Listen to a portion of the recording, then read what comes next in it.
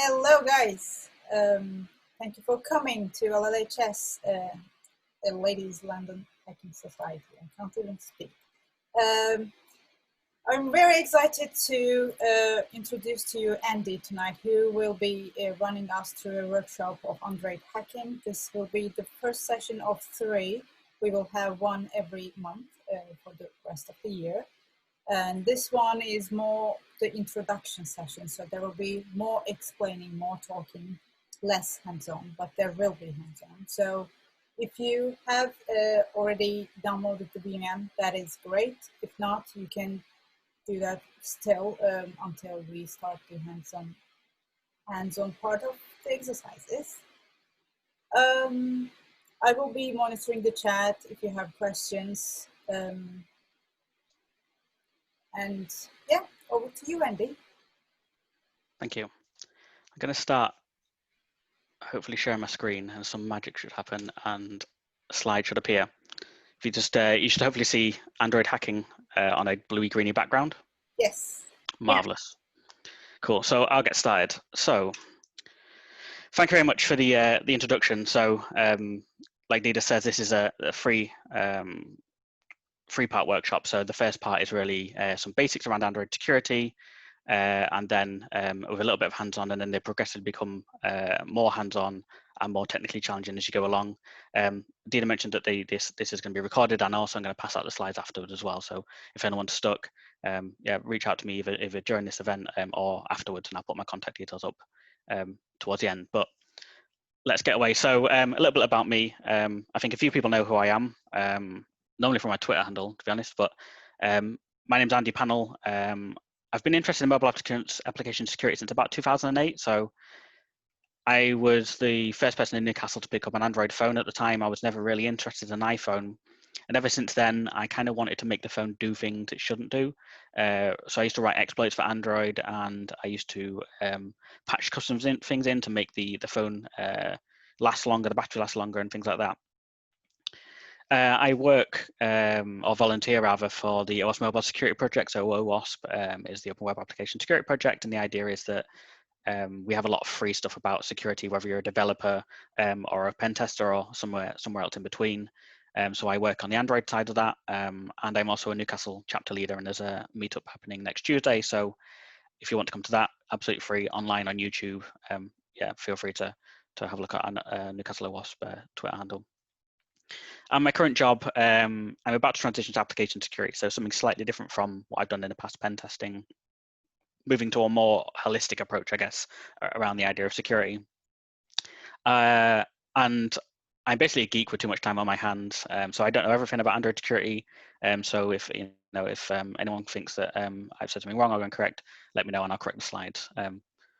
But yes, and along with the fact that I'm really into mobile phones, I'm really into cars as well. So anyone that's spoken to me will tell you that this is my car, and this is my car in Germany on the track. So along with spending time in security, spending time in my car is probably my other favorite hobby. But that's not what you want to hear about. You heard about Android hacking. So mentioned that I'm going to split this into 3 different sections. So 101 being the basics, moving up to 103. So Android hacking 101, I'm going to talk about some operating system. So for anyone not familiar with Android, I'll briefly talk about how that works, talk about mobile applications specifically on Android, some of the security around Android, some of the tooling that I use to hack Android, and we'll be doing like some really basic, like low-level hacking probably towards the end and the workshop. Then in November, we'll be doing some more beginner hacking. So we'll be looking at proxies, we'll be looking at DROIDANDY, and then looking at exploiting some more common vulnerabilities. So a little bit more beginner hacking, that's in 102. And then in Android 103, we're doing a little bit more intermediate hacking. So we'll be doing some more stuff with DROIDANDY. We'll be doing some reverse engineering stuff. So looking at how an Android app is made, and then how we rip it apart as a security person to look for holes. And then lastly, we will be looking at how we want to rip that vulnerability, the application apart, how we then modify the application to do stuff that it was never intended, to bypass some of the security flaws, and the consequences that can have. So hopefully going from zero knowledge to actually a good intermediate level of Android hacking, and be able to do some of the research that I've done in the past yourselves. So this is why I find Android interesting, or specifically mobile interesting? These are some statistics I got from OWASP, so they may be a couple of years old now, but it's kind of similar with my experience of mobile application security testing. So these are the kind of vulnerabilities that are found in mobile applications, specifically iOS and Android. There's no there's no specific hard figure. This is a blend of a cross approach. But if you look at hard-coded passwords and keys, that's the idea that the keys to the kingdom are somehow buried inside this application, and the developers never thought that an attacker would be able to get this kind of information from the application. Sensitive information being leaked outside the application, information being transmitted insecurely or stored insecurely. So a big attack surface. And the reason why I like mobile applications specifically is because if you look at a website, you don't know what's going on with the website, you don't know the code, all you get back is what the server's serving to you. If there's a vulnerability and the developers fix that code, you just get the new version of the page back. You can't see what was going on. The reason why I like mobile is that once you download version 1.1 of the app, and the developer updates it to version 1.2, you can just click, no, I don't want the update. I found a vulnerability in version 1.1 and I'm going to keep exploiting, I'm going to keep looking at stuff. And for me, that's really interesting. I get to see what code the developer's written and get a full understanding of any vulnerabilities inside the operating system and inside the code. So I mentioned that this is a hands-on lab. So you'll need about 20 gigs or so of free space, maybe a little bit more thinking about it, because the VM is about 14 gigs, and you'll need another 14 gigs to extract the VM, at which point you can delete the VM. So probably closer to 30 gigs of free space. And I'd recommend VirtualBox or VMware. VMware's got a free player, VMware player, and VirtualBox is free as well. So either of those to download. And I'm going to keep seeding this torrent over the next few weeks and months. So if you've not had an opportunity to download it now, feel free to go back through these slides, back through the video, and reach out if you're stuck or have any questions. I posted the torrent link into the chat window as well if anybody needs it. Brilliant. And if there's any problems, let me know, and I'll try and figure out another way of getting you the file without you having to torrent it. But it's better if people torrent it because it means that we can share that load of data being passed. So I'm going to be talking about Android app hacking, but first of all, what is Android? What is the Android operating system? So there is 3 basic types of Android applications. So it's a mobile operating system owned by Google. It started by Andy Rubin a few years ago, I think 2004, 2005, bought by Google in late 2007, early 2008. And it's just another competitor to the iPhone, apart from the fact that you have various types of sizes and shapes of devices, various screen sizes and various form factors. And inside that Android operating system, there is 3 types of applications that we're going to be messing with. So mobile web apps or internet apps are the most boring, I find, to test. They are basically just framing a mobile website. So clearly someone in marketing said we need a mobile app. They've hired someone to make a mobile app, but all it's doing is kind of just framing their mobile website. Really boring. Hate doing those. The second two, second and third one, a little bit more interesting. So native apps, so that's what we're going to be looking at as part of this course. So that is the idea that the application's been built from the ground up and it's designed to target Android. And then hybrid apps is the idea that the application uses some of that native functionality and uses some of the web functionality a little bit more as well. So we'll be targeting the middle ones, native applications. But just to make you aware that there are other types of applications, and the stuff we're going to be working through over in October, November, December, in these 3 workshops, will cover, these attacks will cover all 3, but we're going to be focused on native. So just to wind back slightly, I've mentioned Android, but yeah, Android is a mobile operating system owned by Google, and it's based on Linux, which means that all of the majority of the security features of Linux are built into Android. And if you're not familiar with Linux, it's not too important. But for anyone that is aware of what Linux is, then brilliant. You'll have a little bit of an understanding of some of the stuff we're going to be playing with. And on Windows, applications are exe files normally, and on Android, they're APK files. So when you download an application from the Play Store, you'll get an APK file downloaded to your phone. And it's basically just a zip file. So same as any other zip file, you can just extract that file, see what's in it, and mess with that data. The part compiled isn't super important, but what that means is that when the application's downloaded to your phone does some magic to make sure that the application runs smart and quickly on your device, which is beneficial to us as an attacker because we can reverse engineer that application pretty well. The applications are written in Java and Kotlin, less so the former and more the latter now. Originally Java, but Oracle, who own Java, and Google had a massive fallout, and I think they sued them for like $1 billion. Oracle sued Google, so Google are trying to move away from Java and onto Kotlin. The applications that you download are installed into /data/app, and that's important for workshops 2 and 3. And unlike iOS devices, officially you can download applications from at least 2 places, technically more. But you can download from the Play Store, so the majority of people that have got an Android phone will be familiar with the Play Store. You go in there, you type, Facebook or whatever you want to download, click install. Yeah, absolutely fine. The other thing you can do is you can do what's called siloed in the application. So you can download the application from a website, and you just click install, and it just works. The magic happens behind the scenes. It's not something you can do with iOS, which introduces an element of danger, I guess, if you're just downloading applications from the internet. Whereas on Apple and iOS devices, they've checked that code, they've protected it, and you can only download and install stuff through their official Play Store. So I mentioned that applications are compressed archives, and we can just unencrypt them, extract them as if they're a normal zip file.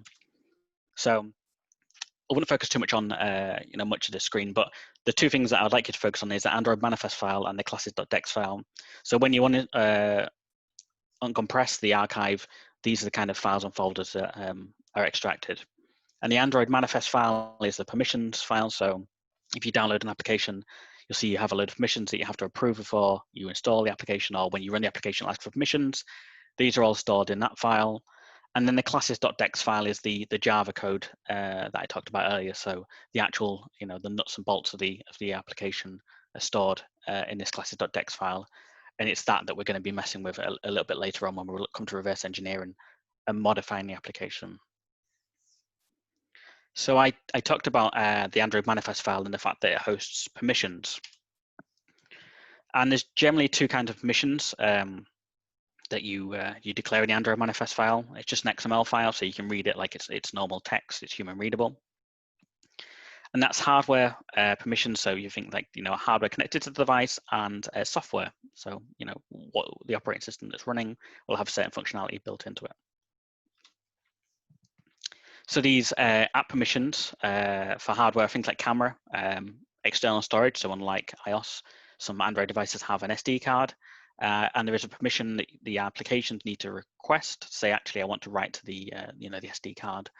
And then things like file location, so GPS. So if an application wants to request your permission, it can't just go ahead and do that without without your consent. The Android developer has to declare this user's permission, and then the name of that permission, access file location. When you install the application for the first time, you'll get a warning screen saying, this application wants to access your location. Is that okay? And then inevitably you click OK because you've installed it and you want it to do that. And then the second part of that permissions layer is software permissions. So this is things like reading the contacts. So like if you've got a phone book, an application might want to read contacts for some reason. An Android developer would require to declare that permission, read or send SMSs, things like that. And there may be various reasons why an application wants to read an SMS. Maybe as part of an authentication mechanism, it's going to send you an SMS. And the application, it's easier if the application fills that in for you rather than you opening the SMS, remembering the code or copy and paste it into the application. If the application can do that a lot for you, it makes it a lot easier. And then send SMS, for example, if you've got a replacement SMS app instead of Google, you want to use a third party to send SMS. Although, yeah, that's becoming less and less of a thing, I guess. So I want to go through now, I've talked about the Android operating system, I talked about the application, and there are certain components of the application that are quite important for us to understand. So these are activities, services, broadcast receivers, and content providers. And we're going to cover most of these over the next few months. So we already have a question. Sure. Is iOS more secure than Android? I mean, I guess it depends what you mean by more secure. So in 2019, more vulnerabilities were found on iOS than on Android. I don't necessarily mean that means that's less secure. I just think that people have now switched their, or attackers rather, switched their focus on iOS more than Android. And Android kind of had a bit of a bad rap in the past for being insecure. So Google have kind of had those massive hits of, you know, the number of vulnerabilities that have been identified in Android over the years. They're starting to get fixed. They're starting to become less and less prevalent, and therefore attackers are focusing their time on iOS rather than Android. So I mean, I use Android for all of its flaws that I'm aware of. I still prefer to use an Android device rather than an iOS device just for functionality. For me, I think they're about 50-50, and as long as you're understanding of what the risks are, you know, and if you know, for example, if you're going through border security, you might want to turn your phone off for whatever reason, then that would protect you against some of the common attacks. So hopefully that answers the question. Thank you. So let's talk about the four areas that we're gonna look at to attack as part of this workshop. So activities. So think of these as a screen. So you might have an activity which is login. So that will present a login screen, and then if you're a bank, maybe you have a statement screen or a transfer money screen, or there's some kind of functionality that the user actually sees as part of this. So you know, these are intended to be interacted with the user. They show a window and they can float around. So sometimes maybe you've seen like a little floating head. I think Facebook have this functionality where there's like a little circle. You can drag that circle around the screen, and that is essentially an activity that we can attack and we can launch depending on what we're trying to do. The other another Android component is services. And these are not interactive, so there's no, in the sense that there's no user interface.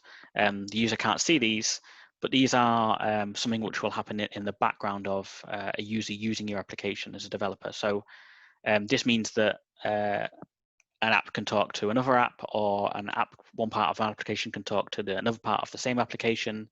And these are generally started when we start the application. These services run in the background to perform I guess almost like batch operations. So you can think of it that you provide it some data and it does something with them, but it happens without really the user having to have any interaction with them whatsoever. The next component is broadcast receivers, and these are receiving information from the operating system or from other applications. So the most common use case I can think of for this is responding to a time change. So last weekend we had the time change in the UK, when the clock application on Android would notify all other applications that the clock's gone back 1 hour, and the application can do something with that information. So if it's logging activities or events at a certain time, it's probably quite important that the application consumes that information and knows that the time has changed. It's quite critical, especially if you think like around banking. You know, it's important that the banking app knows what time it is, maybe for fraud protection. And then the last area we were going to explore is content providers. So these are almost like a database. So if you have a couple of apps, like Facebook has a couple of apps, for instance, Facebook Messenger, and then the core Facebook app, and one may have a database, and the other application wants to access that database, it can do that through a content provider. So it just provides a way of one application getting information either by writing to that data content provider, or reading and extracting information from that content provider. So I mentioned that Android is based on Linux and it inherits some of the security properties of Linux. And one of those is a technique called sandboxing. So it's a bit of a weird diagram, but what it's trying to say is that two applications should not be able to access information from one another. So if I have, you know, good bank app, you know, and then I have malicious app, in theory, and this is depending on how the application is designed, but in best practice cases, the malicious application should not be able to transfer money from my banking application.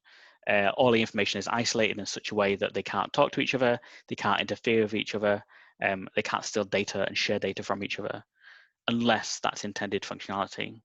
So here it's showing that /data app1 and /data app2, just to kind of get across the idea that the data from each application is isolated. So even if your device is compromised, one application should not be able to affect another. And this is what provides a lot of the protection that we'll be looking at over the next few workshops. And we'll be explaining that whilst this is an ideal world and that things are isolated, this doesn't always work, and there are ways of bypassing this. And hey, that's what we're here to try and do.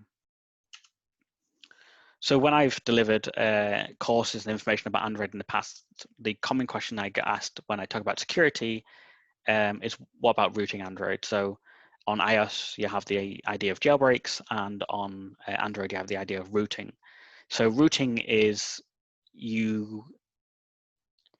I guess you think about it like a car. So you buy the car from the showroom, and it's as the manufacturer designed it with all the security controls in place.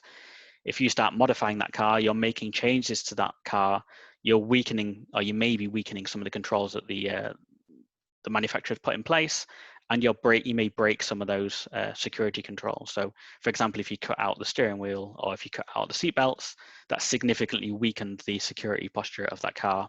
And it's the same thing for Android. Basically, rooting is a process of gaining admin control over the device. It's quite controversial because some people say, well, it's my device, why does it matter if I root it? And that may be true, but if you're removing some of the security controls, a bank is probably going to want to know that you're doing that because it kind of breaks that trust, and it breaks that sandbox model where, so if you have a rooted device, it makes it easier for app1 to attack app2, much easier. So kind of a word of caution if you see rooted devices and attacks that involve rooted devices, it makes it much more difficult if an attack requires a rooted device, but at the same time, it does mean that we can do more stuff with a rooted device. And while I'm on the idea of devices and testing the security of mobile applications, another common question I get asked is, well, is it better to use an emulator, so software-based Android, or a physical device? So really, there's no huge difference. They provide the same functionality. They work exactly the same. For me, that device feels a lot nicer. Like if I can hold a device, if I can use it, I can use the application as it's intended on a device. That makes me feel a lot better. It just something, I don't know about pressing a screen and getting that immediate feedback, but there is a benefit of using an emulator. An emulator allows that kind of rooted thing I talked about earlier. It allows you to gain access to files that you wouldn't normally gain access to. And there is also a thing called Android x86, which is becoming more and more prevalent. So this is the problem with emulators in the past is that you're emulating hardware on hardware. So the emulators become typically quite slow. Android x86 tries to get around that kind of problem by running the same hardware as your Mac or your Windows machine, therefore speeding up the emulator. So the exciting part, you listen to me blab on for a little bit. Let's do some hands-on stuff. So we have a couple questions. Yeah, sure. Is jailbreak and rooting the same thing? So yes and no. So jailbreaking is specifically about getting admin access to an iOS device, whereas rooting is about getting admin access to an Android device. The end result is the same. It's just the different techniques on the different platforms. So yeah, jailbreaking for iOS, rooting for Android. So they're not exactly the same thing, but they achieve the same thing in their end goal, which is to get admin access of the device. And the second one is, if you buy an Android device, do you get root access immediately, or do you have to go to www data folder and do something hacking to get root? Yep. So you don't get root access straight away. The Android operating system does not come pre-rooted because of that security. They don't want normal users to be vulnerable to attacks. So you have to do, it depends completely on the device. So on my device, I just have to run a couple of commands. It's a Google Pixel device, and they are quite happy for me to root my device. I just need to unlock a couple of things, and hey presto, I've got root access. Other devices like Samsung require quite complex exploits. So you'll need to find an exploit specifically for your type of device on your chipset, your model. And once that someone else has found that device, you'll need to run that exploit to get root access to that device. It does also mean that if you go from a new version of Android or a new security patch comes out, you may lose that root access as well. So it completely depends on the type of device you've got, the age of the device, the model, and the patch, the security patch version that you've got on that device. Thank you. Cool. So I have distributed, hopefully some of you have managed to download. There's been quite a bit of traffic on my network, so it looks like you've downloaded the lab VM, and that's what we're going to be working for, or working with over the hands-on stuff. So it may not ask you for a username. If it does, the username is Android, but I think it's going to ask you for a password, which is Android, all lowercase. So what I suggest is, just while I talk through a few more things, if you boot up VirtualBox or VMware Player, if you import the OVA file, it should take a couple of minutes. If you kind of accept all the defaults, or feel free to mess with it if you feel that you want to give it more RAM or more CPU or less, depending on your machine, and then hopefully boot the VM. You should get a kind of grey screen with my DROIDANDY logo, and it should ask you for the password. If you stick Android in there, hey ho, it should let you log in. So if I can ask you to go ahead and do that now, and any problems, give me a shout. But I'm going to just do a little bit more talking before we get access to the hands-on, so to give you time to import the VM and get it up and running. Wish me So, luck. I'm clicking it. What was that? Sorry. I'm gonna open it. So if my Zoom dies, then I'll see you all back in 5 minutes. And there is another question. Sure. So JT has had issues running certain apps, like banking apps, running in an emulator. Is there a way around that? Yes, but it is very much cat and mouse. So the banks will be doing. I used to work for a bank, so I'm trying to be really nondescript about what's going on. But the banks will do certain things to check.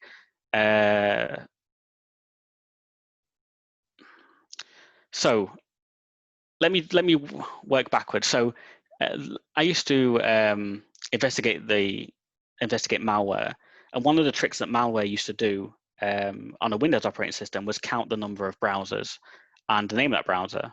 So if the number of browsers equals 1 and the name of that browser Internet Explorer, then it's probably a virtual machine, because no one uses Internet Explorer.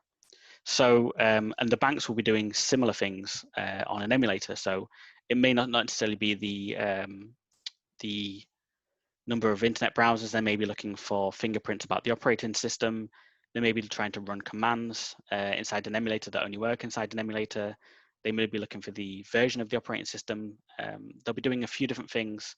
OWASP Mobile Top 10, if you look at, I think it's A8 or M8 or M9, something about reverse engineering and detection of root.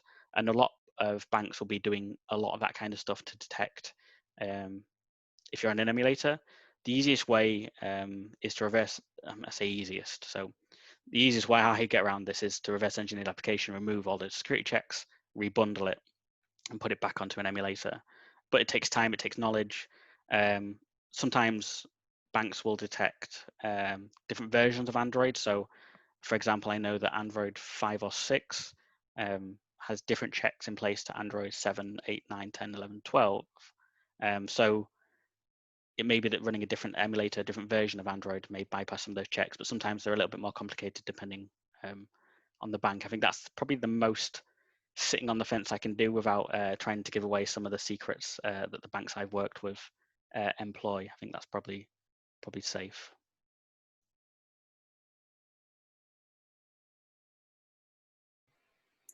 Okay, we have another question. Sure. When you want to root an Android, do you do this directly on the device, or do you have to connect it to a computer?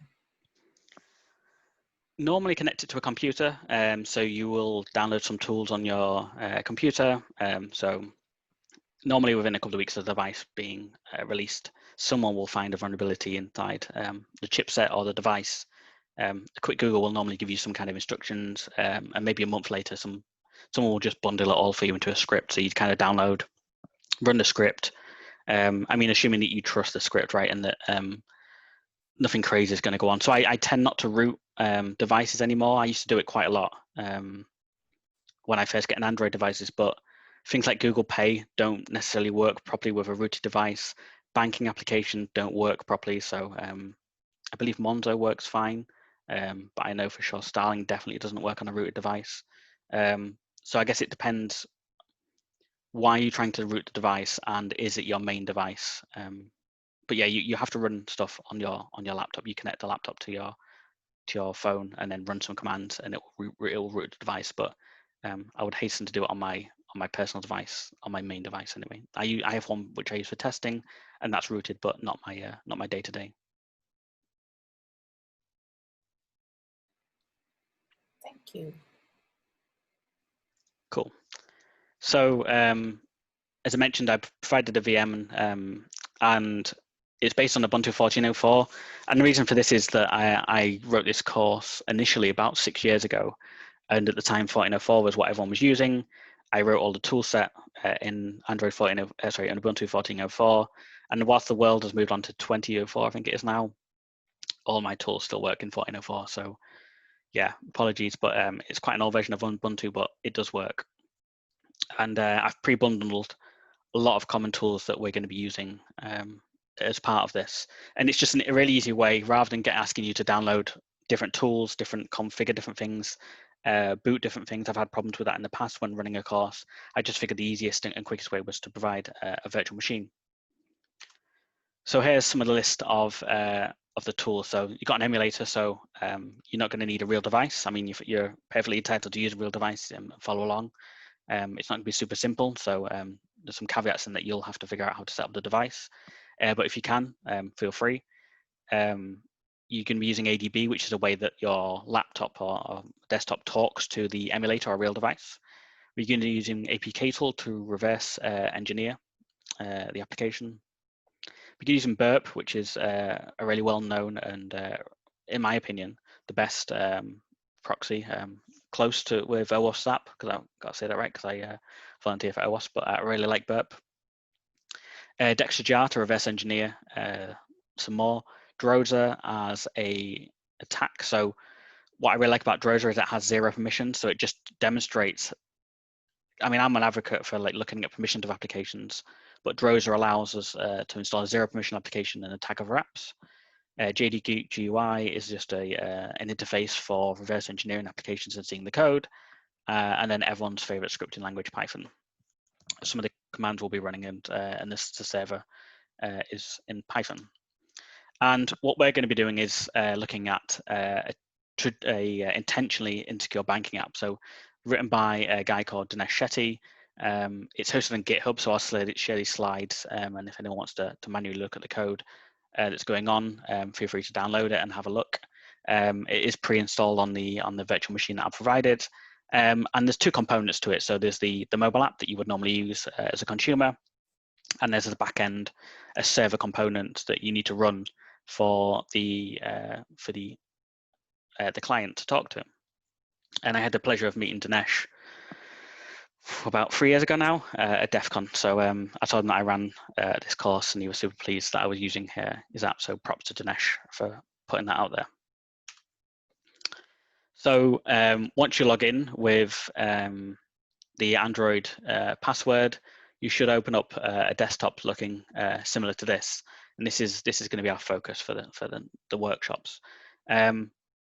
And what you'll need to do is open up the terminal. So you can right click on the terminal, which is the black icon just there, and click new window, or you can just left click on it and open up a brand new terminal window. Once you've opened up in the terminal, you'll need to run the server. So I mentioned this, there's a background server required for running the background process, and that's what our mobile app is going to talk to. So you'll need to open up the terminal window, and you'll need to change directory, so CD into the course directory, all lowercase. Once you're in that course directory, there should be a script called run server. So if you, after pressing changes to CD course and pressing enter, if you type /runserver.sh and press enter, all being well, you should then get a piece of information saying the server is hosted on port 8888. It's really important that you don't close that terminal window. If you close it, it's going to close the backend server, and then the app's not going to be able to talk to it. So if anyone wants to take a screenshot of this command, feel free. I'll give you 10-15 seconds to do that, and then we'll move on to launching the actual emulator and doing a very brief attack on the application. There is a dash between run and server. I realized that as well. Yeah, so /run server.sh, press enter. Dash server. There is a dash between in our ones. What was that, sorry? So when I start typing run and I hit tab, it comes with a dash. Run dash server. The script name is run dash server. There's a dash server, sorry, apologies. Yeah, okay, yeah, so run dash server.sh. And that you should then get that the server's hosted on port 8888. So I'll amend these slides before I put them out this evening. Don't worry. Rookie error. Cool.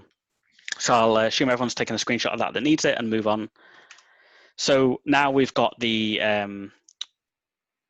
server running. We need to now open up a mobile emulator. So you'll need to open up a new terminal window. So the easiest way of doing that is to right-click on the terminal window, the black on the left-hand side, and then you should have an option for open new window. I think it'll open new terminal window, because we need to not interact with the old one. We need to keep that running.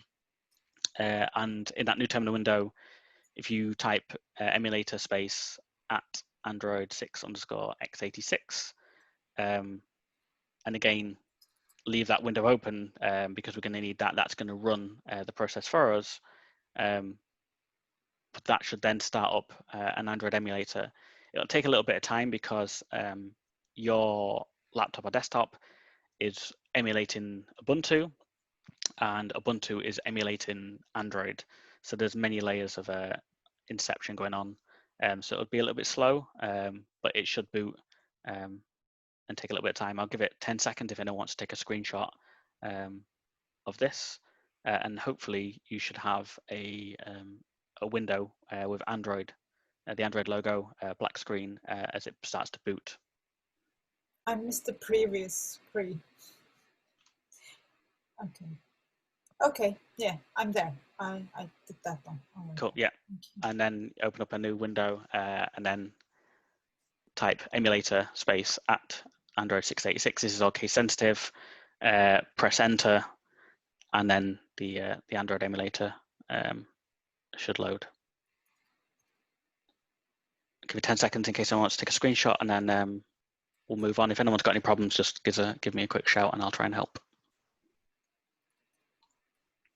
A few of us in the chat have got issues with it, say we need hardware acceleration. I've just posted a screenshot. For the VM? For the emulator. I can't see, unfortunately I can't see the chat because of the way that my slides are showing.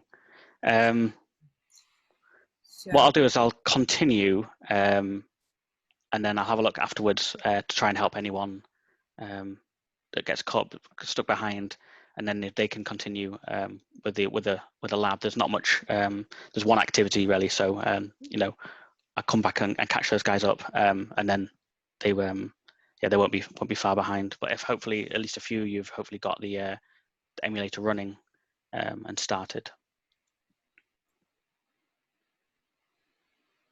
Cool. So I'm going to move on to the next slide.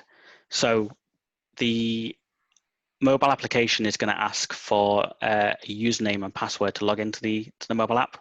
Unfortunately, you can't use your actual keyboard to type this. You'll need to click on the username field inside the application. It'll bring up a virtual keyboard, and then you'll need to click each of the characters in order to input them. So the username is Dinesh for the mobile application. In fact, sorry, I should rewind slightly. You'll need to open the mobile application. So at the bottom of Android, there is 4 buttons. Or 5, I think, maybe actually, but there's one which has got 4 dots on it, a white circle with 4 dots. If you click that, you should open the app drawer, and you should have a list of applications, and there should be one. I can't remember if you need to scroll up and down or left to right, but there should be one called Insecure Bank V2. It's like a white icon. If you scroll to, sorry.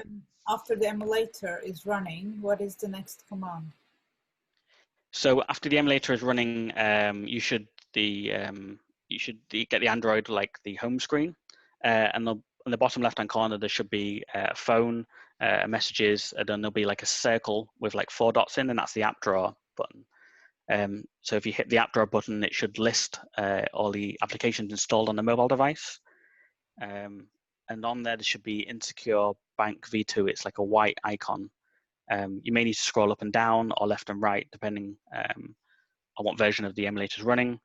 But once you've found Insecure Bank V2, if you click on that, you should be presented with a login screen for the Insecure Banking application. So for many of us are getting different errors, or some of us getting the same errors. After we finish the session here, are you available for half an hour in Slack so that we can run through? Yeah, absolutely. I'll be available in the Leeds Hacking Society Slack in the Android Workshop channel, and I'll go through and have a look at some common errors, see if we can figure out what's going on. So apologies, but hopefully some of you have got this far and can launch the Android emulator. And if anyone that hasn't, I'll work through we use to make sure we get to that point, because it's going to be needed for workshops 2 and 3. Thank you. If you have got to the point of login, so you've run the backend server, you've logged into the virtual machine, you've run the backend server, you've run the emulator's loaded, you've opened the app drawer, and you've started the Insecure Bank application. It'll ask you for a username and password. If you enter the username Dinesh, all in lowercase, and the password Dinesh with uppercase D at $123, and then click login, it should then log you in to the mobile application. Again, I'll give you 10-15 seconds just to take a screenshot of the credentials in case you are to write them down, and then we'll progress onto the first part of the workshop, which is entitled Data Leakage.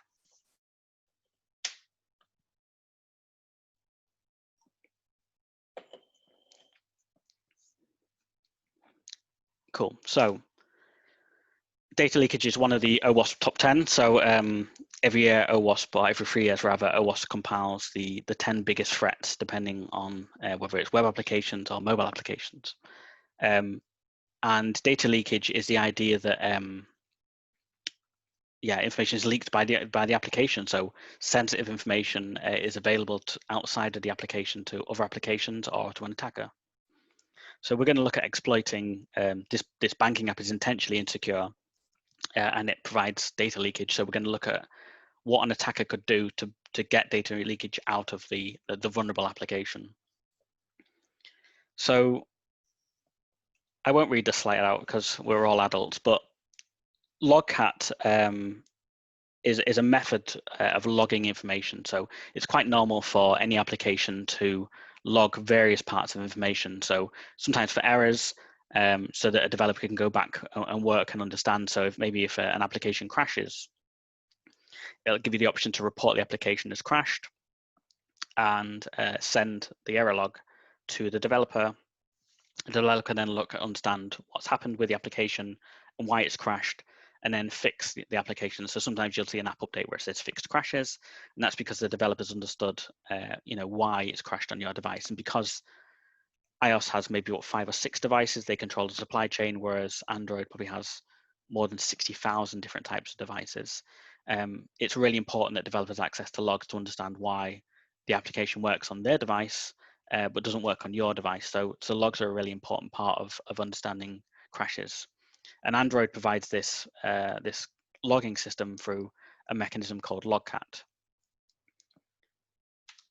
So I wouldn't recommend doing this initially, but LOGCAT is quite noisy.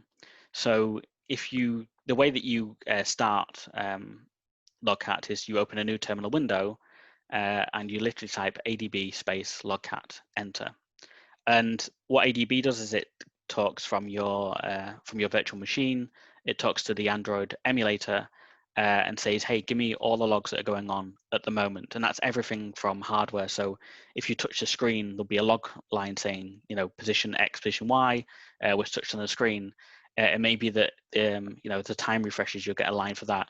But I mean, these are happening like 100 times a second. So there's a lot of information that goes on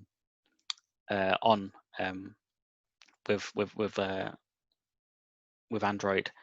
So what I would say is that if you are at the point of you successfully logged into the application, I would go press the home button, which is there's 3 buttons, like a back arrow, a small circle, and a triangle.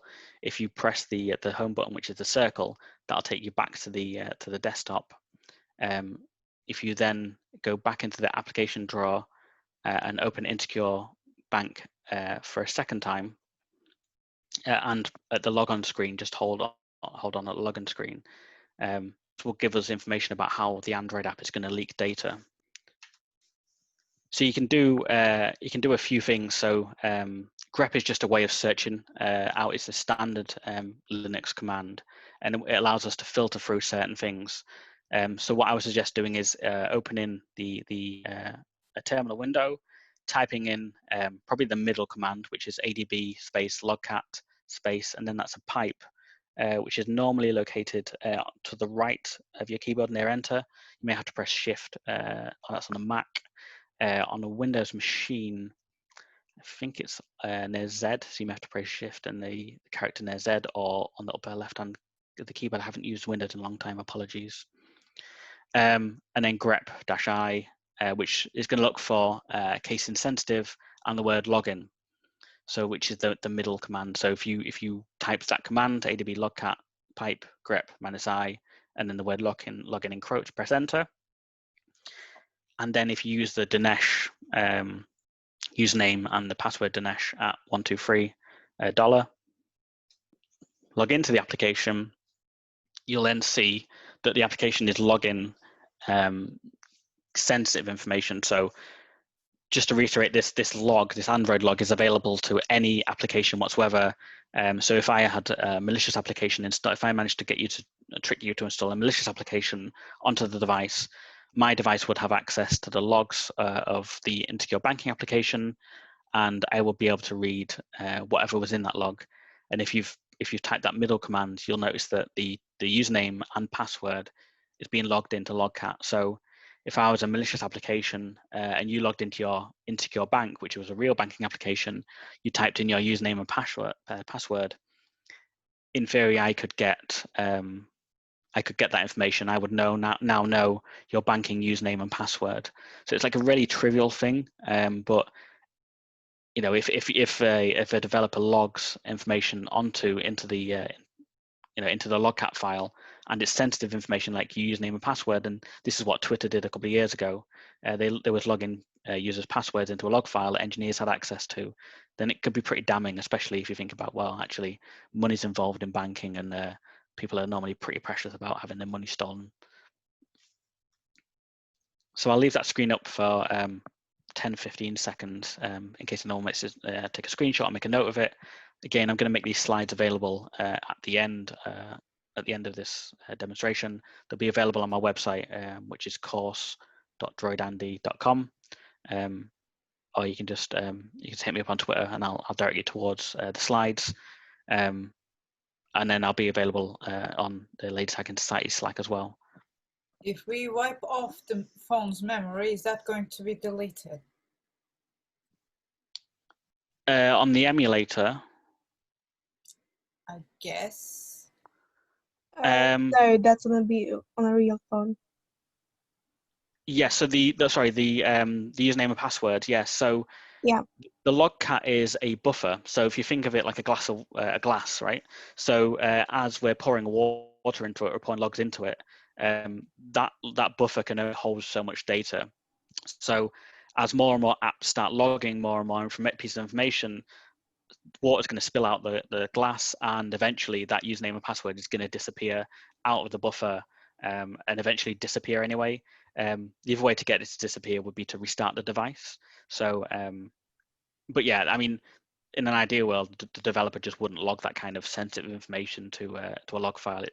It'd be quite a weird thing to do. I mean, maybe to log the username would be quite normal, but to log the password would be like really bad practice and really odd thing for a developer to do, but not unusual, I guess, unfortunately. Thanks.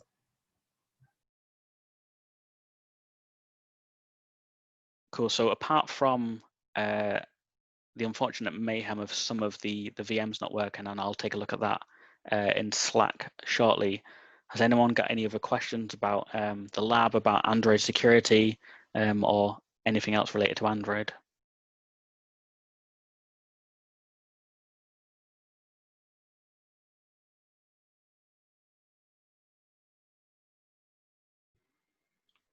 No.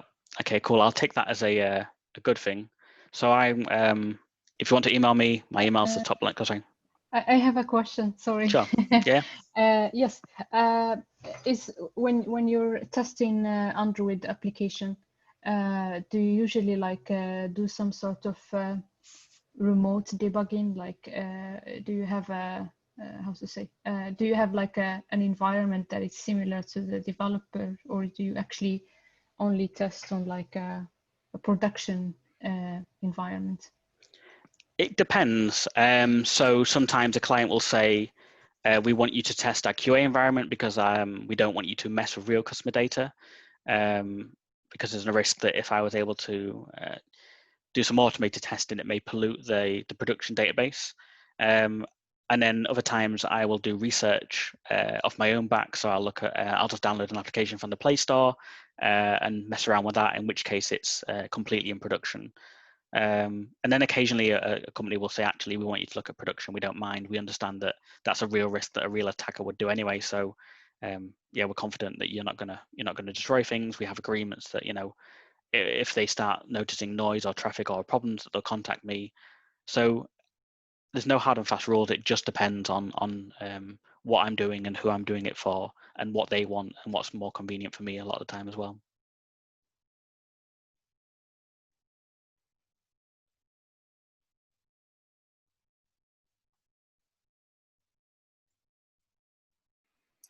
I will stop the recording and we can start troubleshooting here, and then we can continue on Slack as well if that sounds good for everyone. Yep, that's fine by me. Thank you, Andy.